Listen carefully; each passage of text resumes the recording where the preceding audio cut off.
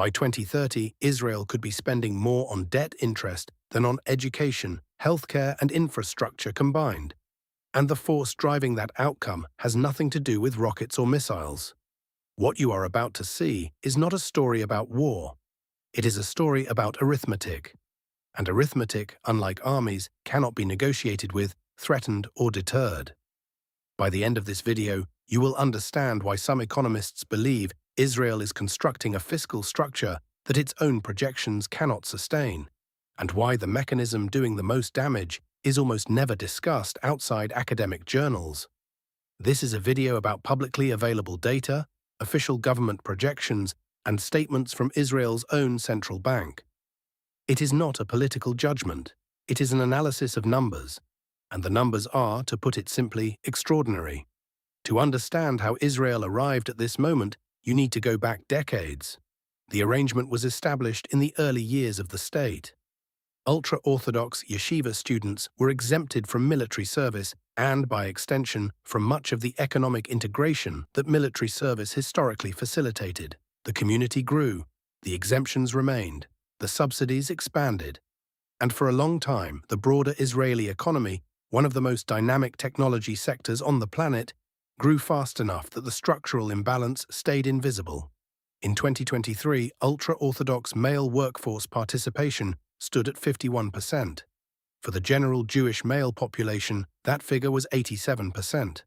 The Bank of Israel estimated the annual cost of that gap at approximately $4.8 billion in foregone economic output, not $4.8 billion over a decade. Per year, the gap costs Israel an estimated $4.8 billion in foregone GDP every single year, and the population driving it is growing faster than any other demographic in the country. By 2030, the ultra-Orthodox community is projected to represent 16% of Israeli citizens. By 2035, that figure reaches 20%. This is not speculation. These are projections derived from documented birth rates and census data. The community has a fertility rate of approximately 6.5 children per woman, more than 3 times the national average. The trajectory is not uncertain. What is uncertain is whether the fiscal architecture surrounding it can hold. Then October 2023 arrived, and every calculation changed. Israel's defense budget in 2022 stood at approximately $23.4 billion. By 2024, it had surged to an estimated $46 billion. That is a 96% increase in 2 years.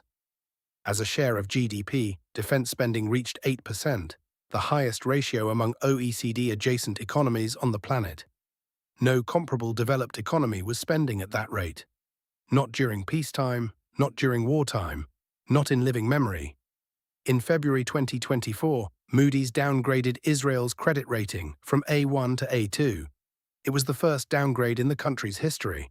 The agency cited prolonged conflict risk and deteriorating fiscal metrics. 1 month later, the Bank of Israel warned that the fiscal deficit could reach 6.6% of GDP, breaching the legal ceiling of 6.5% for the first time since 2003. Israel's credit rating was cut for the first time in its history in February 2024, and the Bank of Israel warned the deficit was approaching its legal limit within weeks. Here is what changes everything about this story.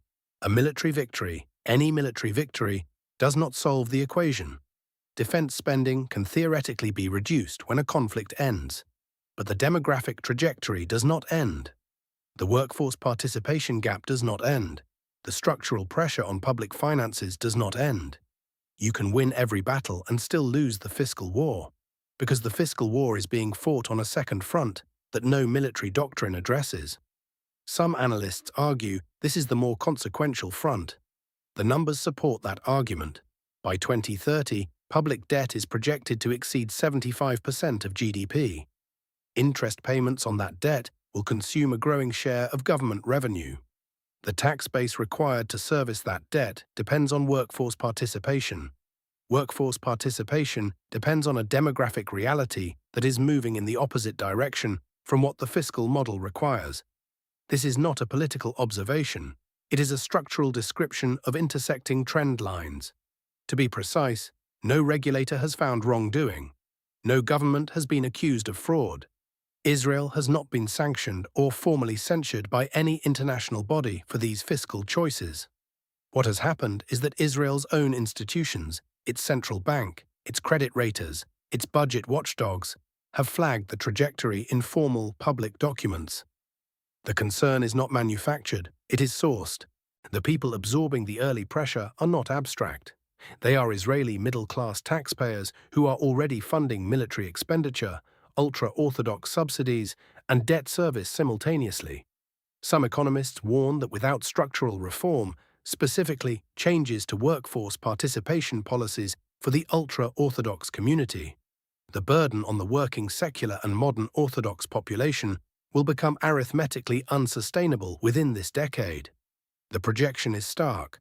Without structural reform, some economists estimate Israel's interest payments could rival its combined spending on education and healthcare before the decade ends. The lesson this data offers is not unique to Israel. It applies to any nation that allows a structural funding gap to compound beneath the surface of a functioning economy. Growth can mask imbalance for years, sometimes decades. But growth is not a solution. It is a delay. When the delay ends, whether because of a war, a downgrade, a demographic inflection point, or all three simultaneously, the adjustment is faster and more painful than the gradual build-up that preceded it. Israel is not there yet.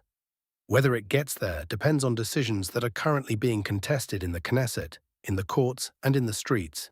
Here is the question I keep coming back to. If a country's own central bank is warning in writing that its deficit is approaching its legal limit, its credit rating has been cut for the first time in history, and its fastest-growing population segment has workforce participation rates that make the fiscal math structurally harder every year, at what point does acknowledging the problem become the same thing as addressing it? Tell me in the comments what you think Israel's government should actually do, because right now the numbers are waiting for an answer.